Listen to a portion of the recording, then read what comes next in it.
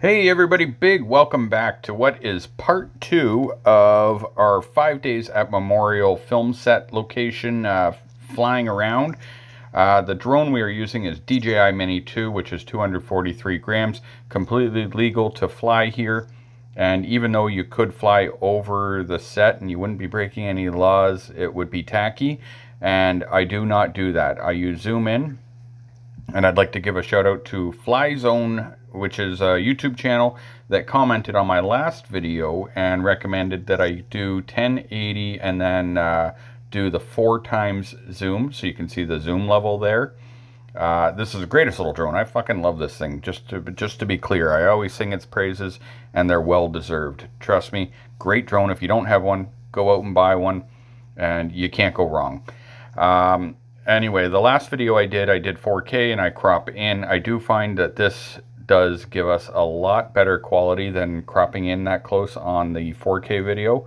So once again, thank you for the tip. Even though I've been flying these drones for so long, I always film 4K. It never even occurred to me to drop it down to 1080. So with that being said, we are checking out this big film set that was set up in Hamilton, Ontario, and there's actually 2 flights to this video. The first one was in the morning, and that was them kind of doing, like, setting things up. And so this is part 2 of my filming. Unfortunately, I never got I guess what would be before the hurricane scene, but last week I filmed what I believe was like the set for the during it, and this appears to be the after. And what they've added is a convenience store and the side of some kind of a building, possibly a house. So what I think they're doing here is they're not necessarily using the hospital in these shots. They've got the cameras set up, which you'll see later in the video, so that they can film looking at where that house is. And then I believe they're just basically using the big pool and all the debris and vehicles and all that they have. Well, they've got it set up. They're using it for some different shots with all the blue screens, which is the same thing as a green screen. So you can add CGI. And we're watching, like, they're, moving vehicles around, and that's how we know that this set is a different set, because the last time I made a video here, they had it set up like a parking lot or something like that. And now they're doing it differently. So later on in the video, you're going to get to see them using boats and whatever. And I don't know if they were actually filming, like they had the camera boat going filming, but I think it was just kind of like trial runs. But anyway, you'll see that. But what I want to do is, because this video is a bit long, like 18 minutes or whatever it was, I started reading on the Wikipedia page on some of the stuff about what this movie's about. Because I was like, I don't know how, or series, sorry, how do you make a video like, yeah, we get it, there was a hurricane and people were trying to stay alive in a hospital or something. I didn't see the big deal of it, but as it turns out, there's actually quite a bit more to the story. So I'm going to go ahead and I'm going to read from the Wikipedia page, and I'm sorry if I screw up. I do terrible at reading and speaking it out loud, but I'm going to do the best I can, and I'm also going to put the links in the video description. So go ahead and watch what you're watching here. But yeah, just listen to me, or don't. Just mute it and whatever. Watch the video if you want. There's a convenience store, by the way. And I'm probably going to butcher names because I suck at names too. So anyway, Dr. Anna Poe was on duty at Memorial Medical Center when Hurricane Katrina struck New Orleans, Louisiana on August 29, 2005. In the aftermath of the storm, after the levees failed, and despite rising water and no electricity, she and other doctors and nurses attempted to continue caring for patients. On Wednesday, August 31st, United States Health and Human Services Secretary Mike Leavitt reassured the public that 2,500 patients would be evacuated from hospitals in Orleans Parish, although it wasn't clear at first where they would be moved to. On September 11th, 45 bodies were recovered from Memorial Medical Center, about 5 of whom had died before the disaster, originally thought to have been 11. Out of an estimated 215 bodies found in nursing homes and hospitals in New Orleans, Memorial had the largest number. In 2006, a Louisiana judge found probable cause to order the arrest of Pau and 2 nurses for second-degree murder in the deaths of several of the patients, following nearly a year-long investigation by the Office of Louisiana Attorney General Charles Fody. However, a grand jury in Orleans Parish refused to indict Pau on any of the counts. Eventually, the charges were expunged, and the state of Louisiana paid Pau's legal fees. Louisiana Attorney General Buddy Caldwell, Fody's successor, said, This is a prosecution that never should have been brought forward." In 2008, Caldwell testified before Louisiana Supreme Court in support of the position taken by the lawyers for Pau and other doctors and nurses from Memorial who were fighting to keep the state's investigative records in the case sealed from public view. He said that the case against Dr. Pau is probably over, but that new information could lead to a renewed investigation, so the file should remain secret. The following year, Orleans Parish District Attorney Leon Canizario testified in the same case that human beings were killed as a result of actions by doctors at Memorial after Hurricane Katrina. However, he explained that he did not plan to prosecute anyone. Whether or not there was a homicide and whether or not there is a case that can be brought are different matters. I just got to move my page down, folks. So, Pau, an associate professor at the Department of Ornithology at the LSU Health Services or Sciences Center, was at Memorial Medical Center from before Katrina's landfall on Monday, August 29th until Thursday, September 1st. By Wednesday, the hospital was surrounded by floodwaters, without sanitation, running out of food, experiencing indoor temperature of up to 110 degrees Fahrenheit, and had no electricity. The staff decided to evacuate the hospital. Patients on upper floors had to be carried down the stairs, and those evacuated by helicopter had to be carried up more stairs to the helipad on a separate building. Several patients died while being moved. By Friday, about 2,000 patients, families, and staff had evacuated under incredible difficult circumstances. The 7th floor at Memorial was leased to Life Care Hospitals of New Orleans. Life Care provides long-term acute care for severely ill patients, aiming to improve their health to the point that they no longer need hospital care. Many of Life Care's patients at Memorial were especially affected by the loss of electric power. 7 were on ventilators. One patient in particular, Emmett Everett, was alert and in the hospital awaiting surgery to relieve chronic bowel obstruction. Oh wow, that's fun. A condition not acutely life-threatening. He had fed himself breakfast that morning and asked the staff, "Are we ready to rock and roll?" One of the nurses later told investigators that he said, "Cindy, don't let them leave me behind." According to witness speaking to the New York Times, Pau was alleged to have administered a lethal cocktail of drugs to Everett with the intent of ending his life. One person present during the killing stated that Everett only died after having his face smothered with a towel. Everett was paraplegic and weighed approximately 380 pounds.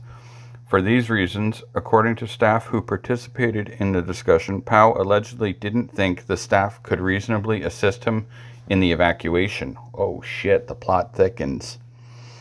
So, the investigation. On September 11th, mortuary workers recovered 45 bodies from the hospital. Toxicology tests were performed on 41 bodies, and 23 tested positive for one or both of morphine and the fast-acting sedative midazolam, although few of these patients had been prescribed morphine for pain. In the following weeks, it was reported that staff had discussed euthanizing patients. Some reports went further. Bryant King, an internist at Memorial, told CNN that he believed the discussion of euthanasia was more than talk. LifeCare told the state attorney general's office that 9 of their patients might have been given lethal doses of medicines by Memorial doctors and nurses. King publicly charged that 1 or more healthcare workers had killed patients based on conversations with other healthcare workers.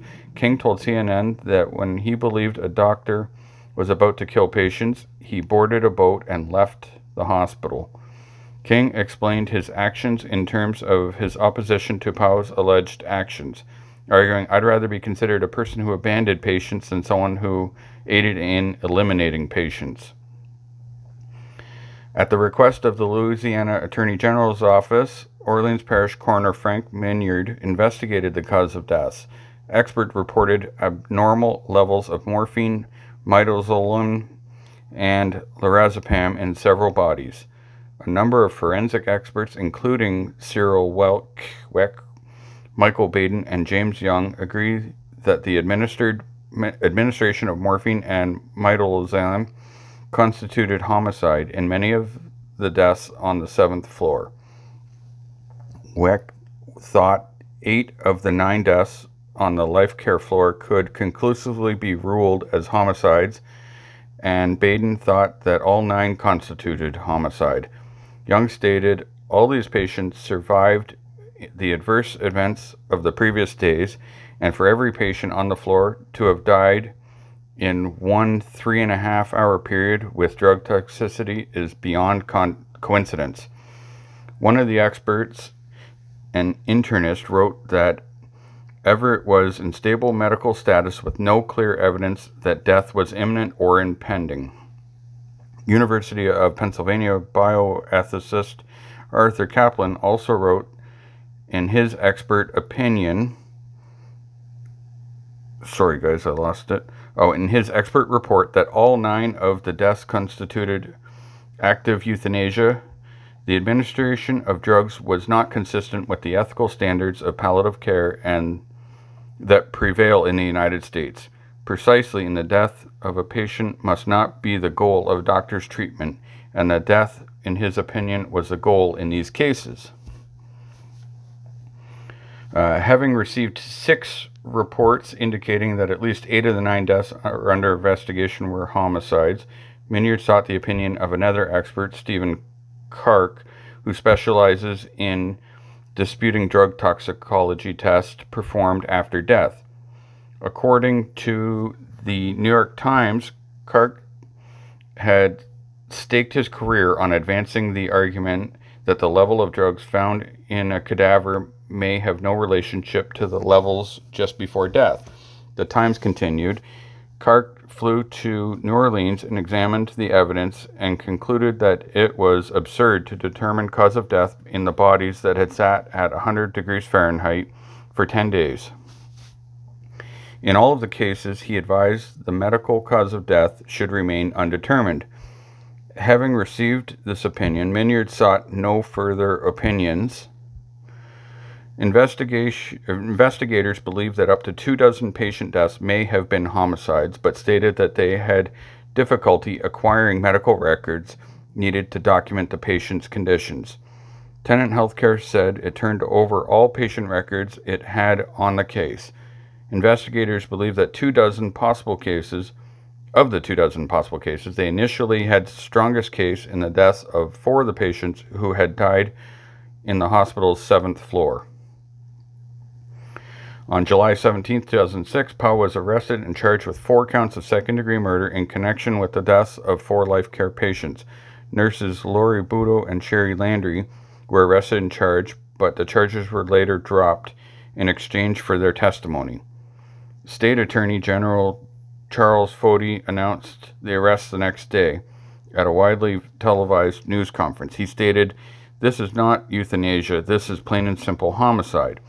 The arrest warrant affidavit says Pau and the nurses intentionally killed Everett Sr., 61, Hollis Alford, 66, Aretha Watson, 89, and Rose Salvo, 90, by administering or causing to be administered lethal doses of morphine sulfate and Mazillan.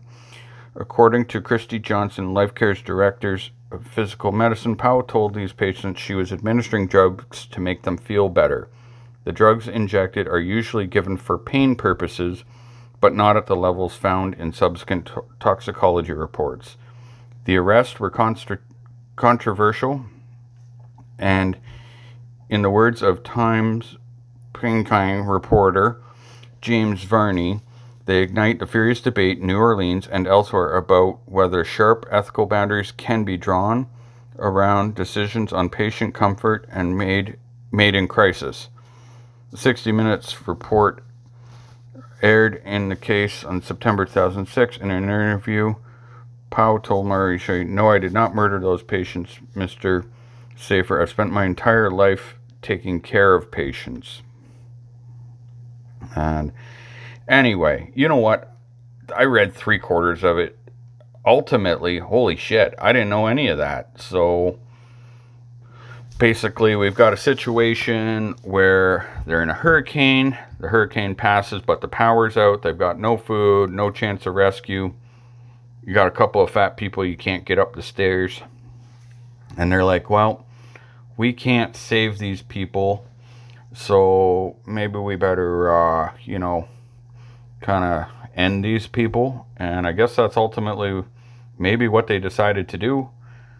But I don't know. I'm not an expert in it, but I'll tell you what, I do like a good documentary, and I like mysteries and shit. I like watching First 48 and some of these other Netflix shit. So I'm gonna go ahead and guess that this show is right up my alley. And also, this is like a boat race now. I just wanted to point that out. If you're still watching this, you just joined in right in time for the boat race. And who would have thought that the guy in the middle was going to win the race? That was it. That was the whole race. This is where I was referring to earlier about the camera boat. So you see the top one is a camera boat, and then this boat continues on. Oh, that one boat's got a bunch of water in it, actually. I never even noticed that earlier. I think it does. But anyhow, this is a super cool thing to see. I know, like, most people don't get to see a whole lot of behind the scenes, of film sets, especially ones of this magnitude and everything. And also, I just want to take this opportunity, in the event that ever someone from the film set or something ever sees this, hopefully you guys were cool with this. I was trying to be respectful and not invade your shit at all. Obviously, I didn't go anywhere near it. The last thing I wanted to do was interfere with all your hard work and dedication, and good job to the people that built the set. It's been really fun, watching this thing come to life. And yeah, that's it. There we get a little kind of a zoomed out shot of it, and then that'll be the end of the video. But as a little special bonus for anyone that joined in on my way home last night, I was out driving around, and we had a big storm in Hamilton. So in between bouts of rain, I threw my drone up in the air and captured a little footage, which I'm going to share with you now. And also, I'd like to take this opportunity to invite you to follow me on Instagram. If you followed me on Instagram, you would have already saw this. I actually got a really cool picture. So anyway, thanks for watching, guys. If you watched this long, I'm really hoping that you'll click the like button and consider subscribing. I'll see you next time.